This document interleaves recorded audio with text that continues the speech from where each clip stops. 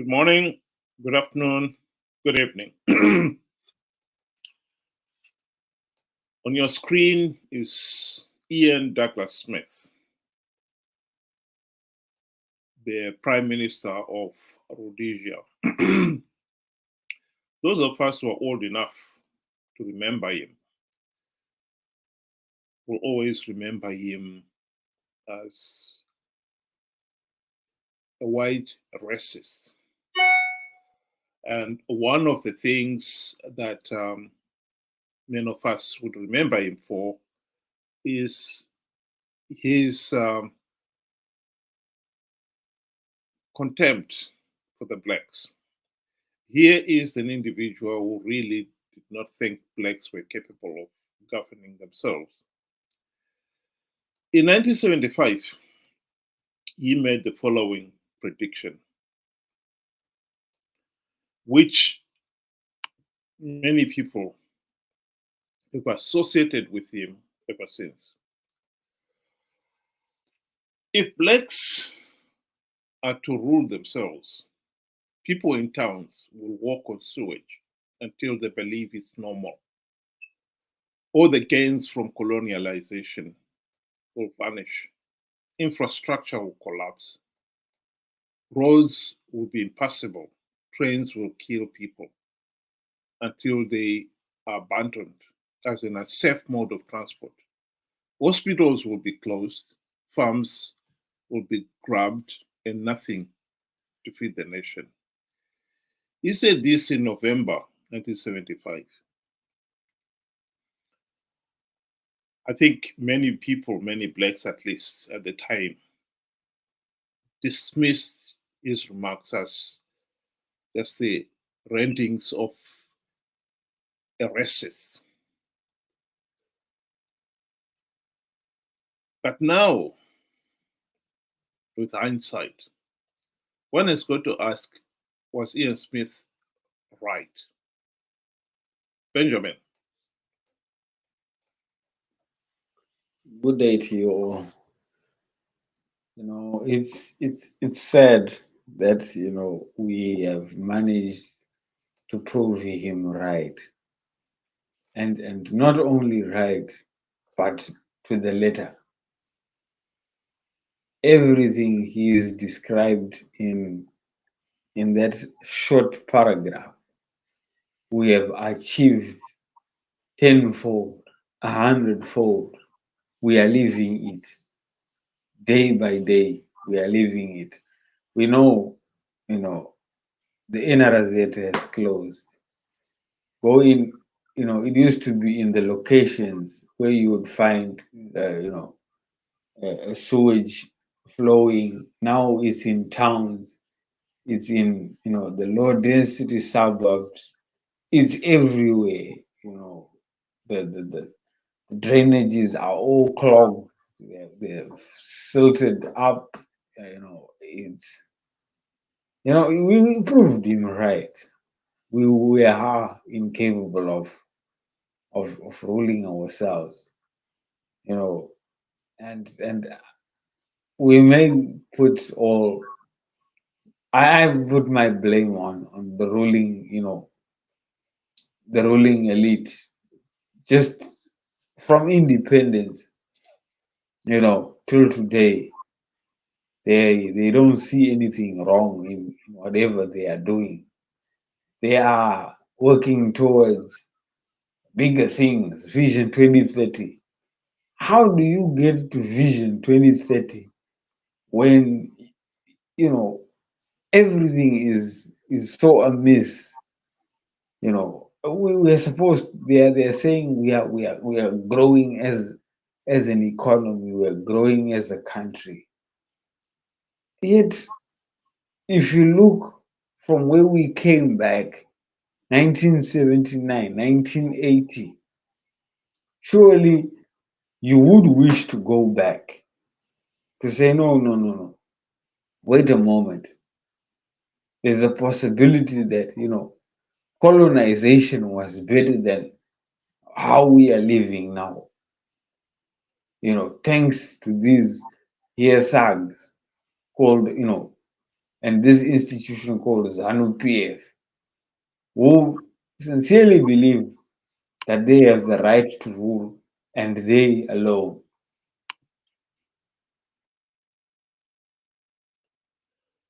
Well, I do agree that Ian Smith's prediction has come true. We are seeing some of the things that he foretold there. Uh, most of the infrastructure we inherited at independence has collapsed. Has all but collapsed. We have not been able to build any new infrastructure ourselves. A notable segment of that infrastructure is power. Earlier this week, there was an article saying that most of the industries will find themselves not functioning for 18 hours a day because of power shortages. This is a country that is already facing serious economic problems. And these power cuts are only making things worse. How did we get here? In 1980, when the country attained its independence, the Zanu PF, Mugabe Zanu PF regime was given the feasibility studies of Patoka Gorge, which to you and me is just Kariba phase 2 between Victoria Falls and the existing Kariba. They were also given feasibility studies to add unit number 7 and 8 at Wanke Thermal Power Station. If it had not been for the Civil War, Ian Smith's government had planned to start on those projects in the 70s. Unit number 7 and 8 at Wanke Power Station were only commissioned last year after 43 years of independence. As for Batoka Gorge, that is still being shelved. And no wonder the country is having all this load shedding. The amount of wealth having Batoka Gorge, Wange Unit 7 and 9 and 8 commissioned in the early 80s. In other words, for the last 30 years, is unbelievable. And yet here we are.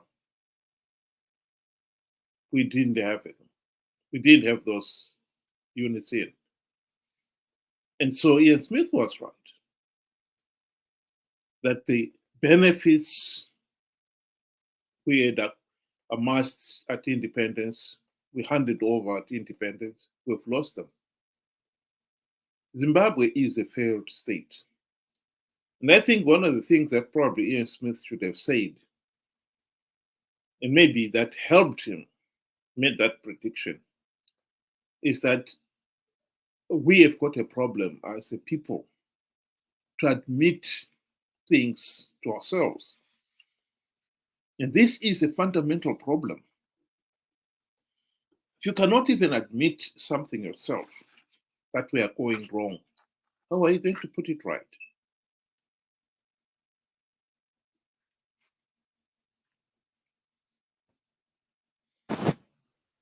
I agree with you. When it comes to the general population of Zimbabwe, you'll find out, you know, we have developed a case where we cannot think and visualize for ourselves.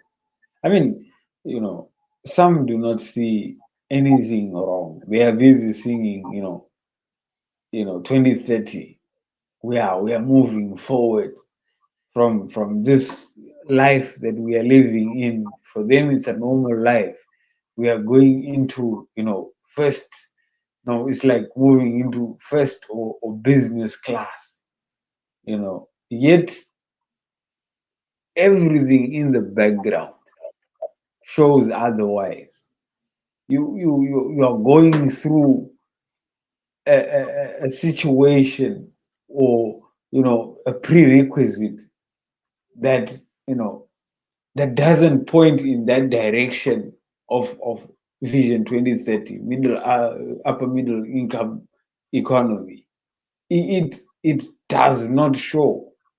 I think maybe some expect a bolt from the blue to say 2028, boom, it's going to be like the Big Bang, and everything is just going to fall in place. No, no, no. You have to work to achieving it with a clear vision, with a clear plan, with the people, engaged, knowing exactly what their role is.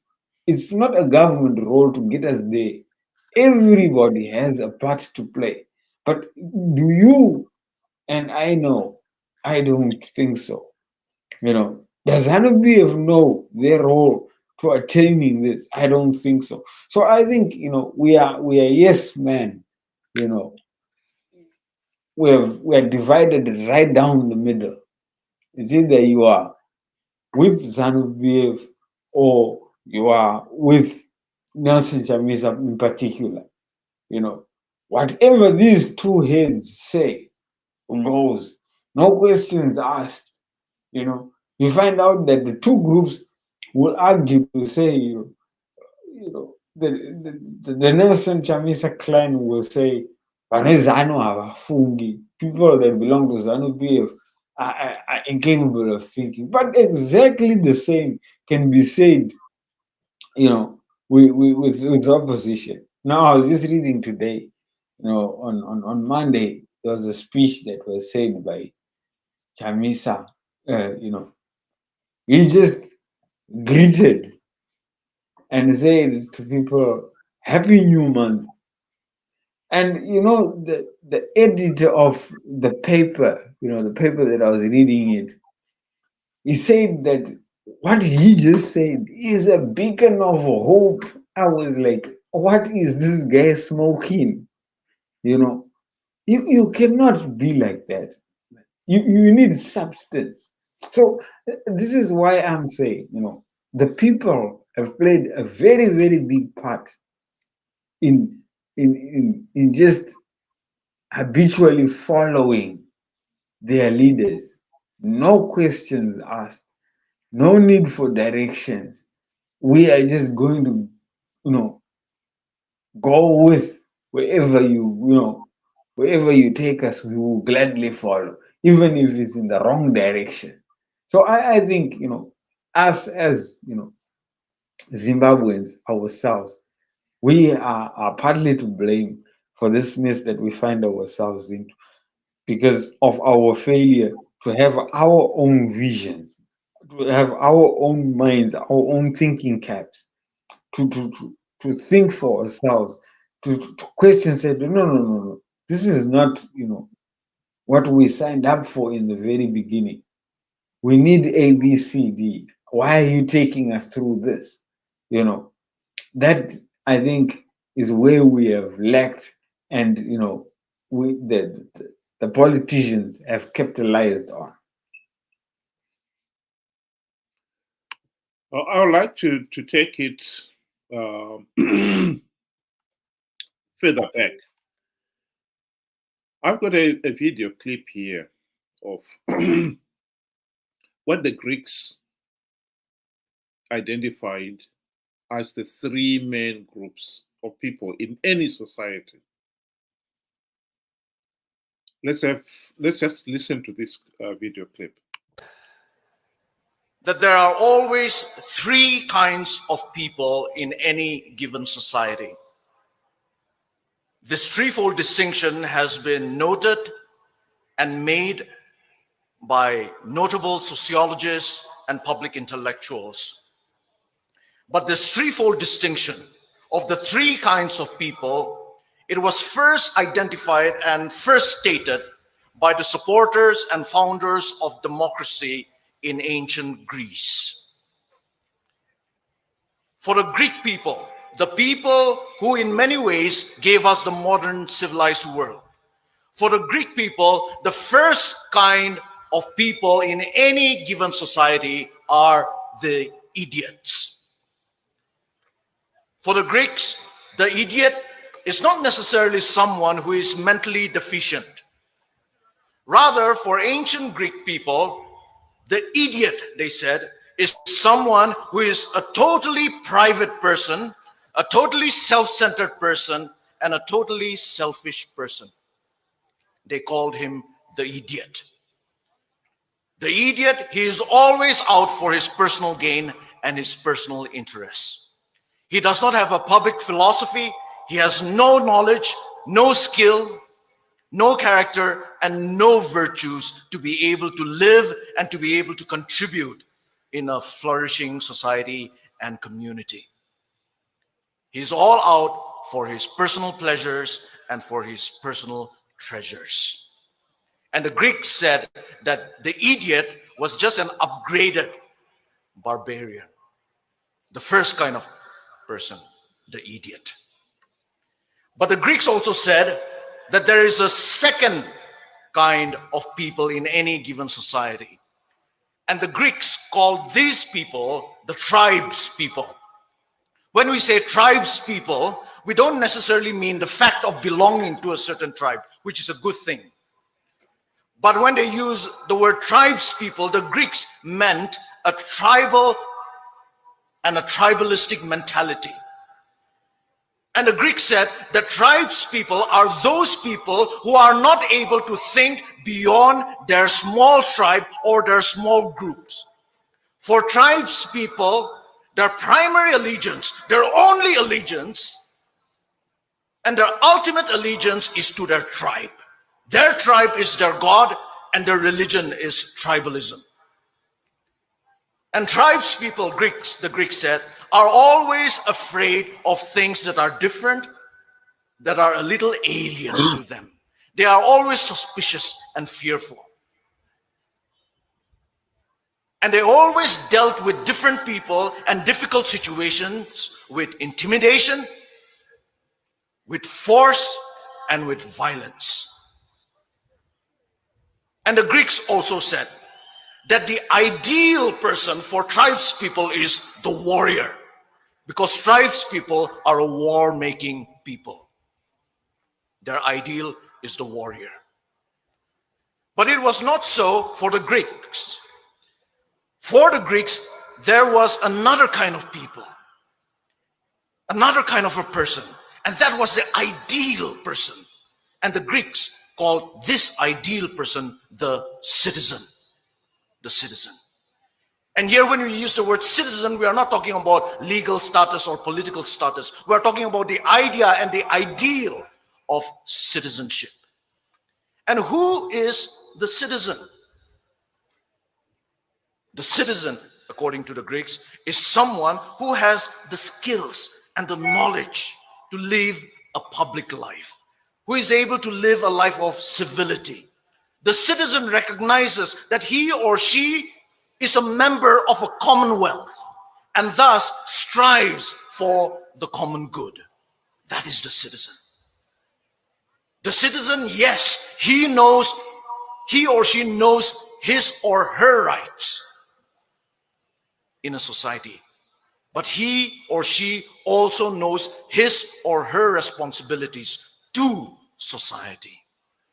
The citizen can fight for his rights, but always with an awareness of and with a respect for the rights and interests of others, of their neighbors, of the smallest of minorities, and of the worst of their enemies. And it is citizens, the Greeks said, that make up a civilized society, because citizens settle their differences with civility. So they produce a civilized society, a society that truly lives up to the meaning of the name society. Society literally means friendship and friendliness. That is the threefold distinction that the Greeks have given us. That is the choice that each and every individual, wherever he or she may be, has to make in a society. And I'll stop it there. I could not agree with the gentleman any more strongly. It is a choice that every society makes, whether we want to live as citizens, tribesmen, or idiots. And the society that emerges out of any of those situations is clearly defined by what the choices the individuals have made. In all honesty, I think in Zimbabwe, to start with, the three main stakeholders, i.e., in this case here, the ruling party, the opposition, and the ordinary people themselves. I do not think we have even appreciated the distinction of the idiot, the tribesman, and the citizen. Many of us, if the truth be said, are so focused on me, myself, and I, to the point we really are idiots. And it is most unfortunate that, in my view, the great majority of Zimbabweans are in that category. And what makes it worse is that we have got leaders who are in that category, who only think of me, myself, and I. They have no idea of what is good for society.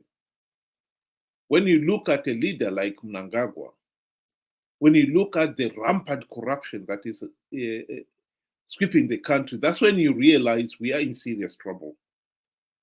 This guy does not care about what is good for Zimbabwe. He's only thinking about himself. He's only thinking about how can I consolidate my hold on power. And he's prepared to burn the whole country down in the interest of hanging on to power.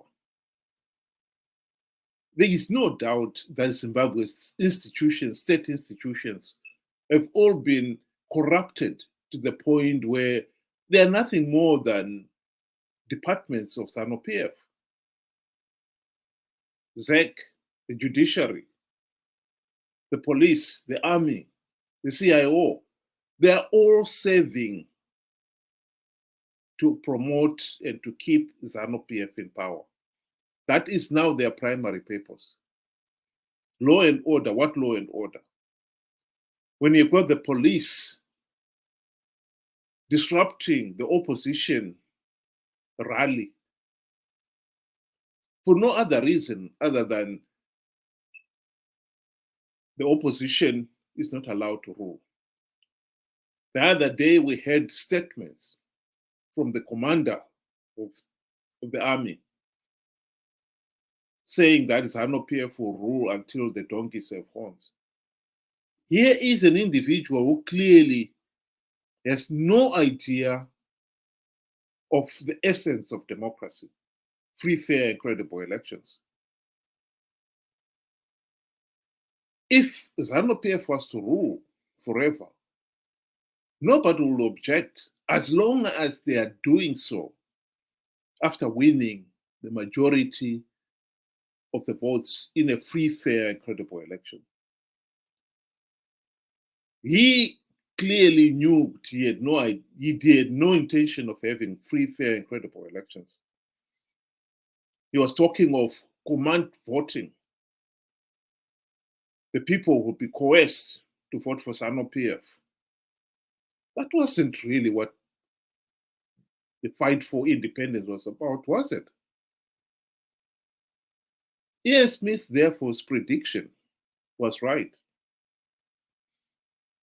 What he saw in blacks, us, is here is a people who do not appreciate the importance of being a citizen. And therefore, then they are likely to operate in this third zone, the idiots, where everyone is me, myself, and I, to the point where basic services are neglected in pursuit of selfish interest.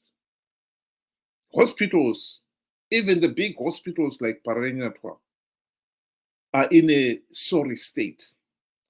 Now, if a big hospital like Parenyatwa is in a sorry state, one can only imagine the state of a district hospital in Gwanda or in Danga or any of the other rural backwaters. This is where we are. I think Zimbabweans need to start looking at the three clear distinctions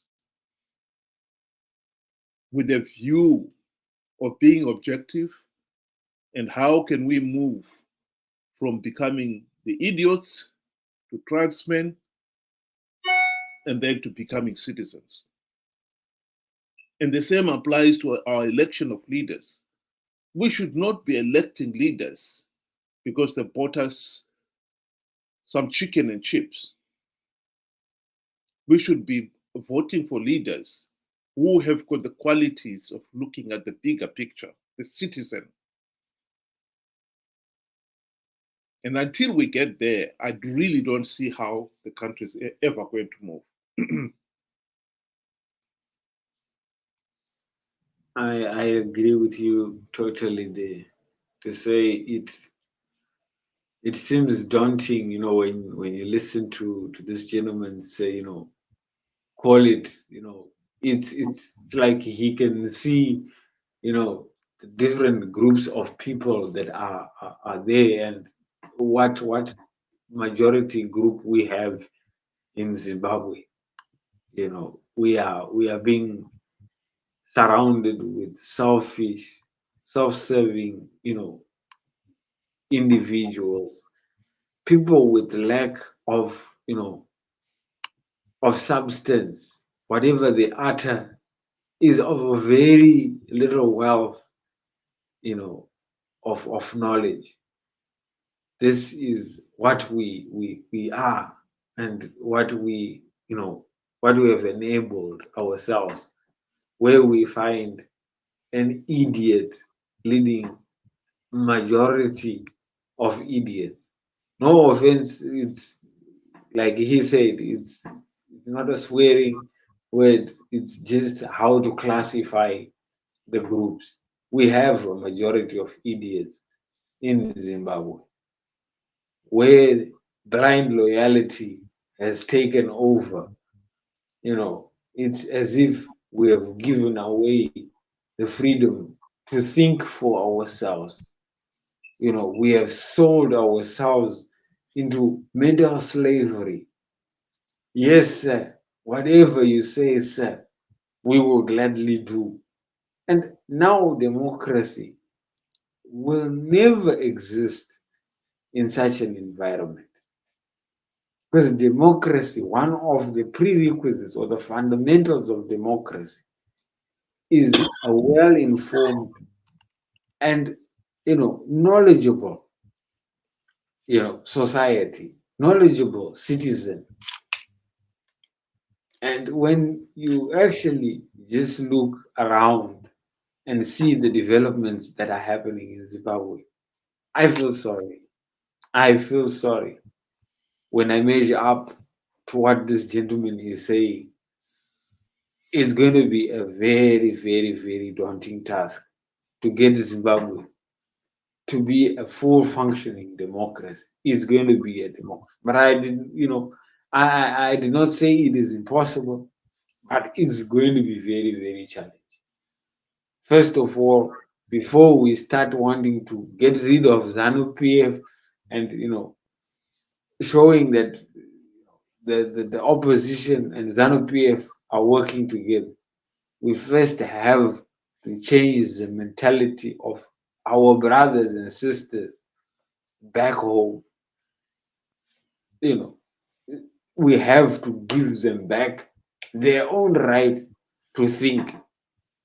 Yeah, it's going to be very, very difficult because, as how I see it, we are surrounded with a majority of idiots, and the citizens have taken, a bench back, to just see, maybe some have given up. I would not know, but we have a very, very big task. Thank you. Well, the problem with a society like ours is that once you've started on the wrong foot, you really are well and truly stuck. Zanu PF never really wanted to have a healthy and functioning democracy. They did not want the citizens to have the meaningful vote and hold them to account. And so the regime is set out to deliberately undermine the citizens' right to a meaningful vote. Like I said, by corrupting the various state institutions like the judiciary, the police, the army, and so forth, all for the purposes of consolidating Zanu PF's hold on power. And what it has created, therefore, is a society in which those in power are not accountable. Those in power are now functioning. In fact, somebody once said that in Mugabe's cabinet, and I think the same can be said about Mnangagwa's cabinet, if you want to retain your seat as a minister, you have to be a yes man. The minute you try to show that you are intelligent and you question the leader, you find yourself fired. Because these are leaders, the likes of Mugabe and now Mnangagwa, who are not intelligent themselves. And so they are painfully aware of their own inadequacies. And therefore they see everybody else as a threat to their position. And so the tendency is to surround themselves with fools. Or even if you're clever, you tone yourself down. You don't want to be challenging him. You've got to be a yes man if you want to hold on to your position. And many people have been forced into that kind of situation. Some of the policies that this Zanu PF regime has pursued these last 44 years, clearly you say to yourself, if some of those ministers had the confidence to speak, they would have said, this does not work. But they didn't have the confidence to speak. Mugabe was a control freak. Mnangagwa is even more concerned about consolidating his own power, that he would not listen to anybody else. So we've ended up with a situation here where we have got a dysfunctional political system. And those in a position of power and authority to change the system have an invested interest in maintaining the status quo. Zanu PF is not going to change society, Zimbabwe society, to make the citizen, the ordinary person, a citizen capable of thinking for themselves, capable of holding them, the leaders, to account. They don't want that. Chamisa is the same thing. There's been a raging debate on the social media when the question was asked, did Chamisa lie when he said that he had plugged all the vote-rigging loopholes. The die-hard Chamisa supporters were up in arms. They don't want to admit that he lied. Indeed, they know he did lie. They don't want to admit it because admitting it would be tacitly acknowledging that they were foolish to have accepted it. So we're ending up with a situation here where people are encouraged to stay as idiots who cannot think for themselves. And Chamisa has exploited that weakness. Mnangagwa himself has also exploited that weakness. That is the problem with Africa, with Zimbabwe in particular. The system itself is not geared, first of all, to identify the weaknesses and then to correct them. If anything at all, it's geared to exploit the weaknesses in society, to keep everybody an idiot, focusing on the regime in the interest of the individual who is in power. The glory of Caesar has become more important than the good of Rome. And moving from there, I agree with you, it's going to be a challenge because there seems to be no motivation to move, at least from those who are in the positions of power and authority. And then they are blind, ignorant supporters. As long as Chamisa can count on the 2 million supporters, Triple C supporters, who will vote for him no matter what, he's happy with that. Zanu PF will also be happy with a situation where they rig the election and then Chamisa and company participate to give them legitimacy. And that is the situation that has prevailed these last 44 years. That's why we are not able to change the system. That's why it is so difficult to change the system. I've got a quotation there of a gentleman who was talking about how did fascism start. And I think he's absolutely right. First, they fascinated the fools. Then they muzzled the intelligent. Our corrupt and incompetent ruling elite are doing everything in their power to give the democratic or to maintain the vote of those idiots who do not even understand what is going on. Those are the ones they want to make sure that they have the vote. Anybody else who is intelligent enough to question, they're being systematically silenced. If they cannot be bought off, they will be forced out of the country.